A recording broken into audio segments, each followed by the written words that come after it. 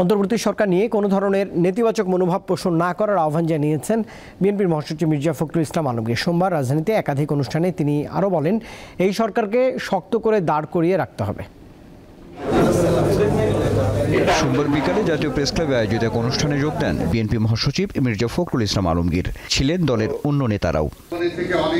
দেশ গঠনে তরুণদের স্বপ্ন বাস্তবায়নে সর্বোচ্চ গুরুত্ব দিতে হবে জানিয়ে অন্তর্বর্তী সরকার নিয়ে কোনো ধরনের নেতিবাচক কথা না বলার আহ্বান জানান মির্জা ফখরুল।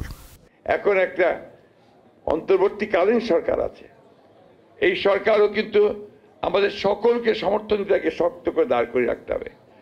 তারা একটা অল্প সময়ের জন্য এসে একটা এই রাষ্ট্র যা ধ্বংস হয়ে গিয়েছে সেটাকে একটু টেনে তোলার চেষ্টা করছেন। এখন এই সময়ে কোনো নেতিবাচক কথা বলে বা নেতিবাচক কাজ করে আমাদের এই প্রচেষ্টাকে ভণ্ডুল করে দেওয়া একেবারেই ঠিক কাজ হবে না। এর আগে স্বেচ্ছাসেবক দলের ৪৪তম প্রতিষ্ঠাবার্ষিকী উপলক্ষে রাজধানীর শেরে বাংলা নগরে বিএনপির প্রতিষ্ঠাতা রাষ্ট্রপতি জিয়াউর রহমানের কবরে শ্রদ্ধা জানান নেতারা। এ সময় বিএনপি মহাসচিব বলেন, ছাত্র জনতার আন্দোলনের বিজয়কে নস্যাৎ করতে ষড়যন্ত্র চলছে।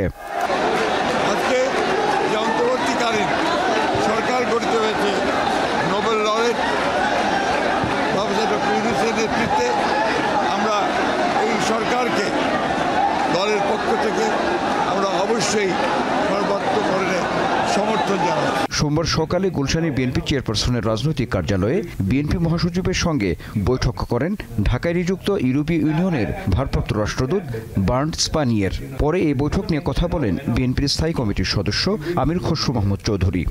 পট পরিবর্তনের পরে বাংলাদেশের আগামী দিনের বাংলাদেশ কোথায় যাচ্ছে, গণতন্ত্র, রাজনৈতিকভাবে, অর্থনৈতিকভাবে সবকিছু মিলিয়ে আলোচনা হয়েছে এবং ইউরোপিয়ান ইউনিয়ন কিভাবে সমর্থন দিতে পারে তাদের পক্ষ থেকে।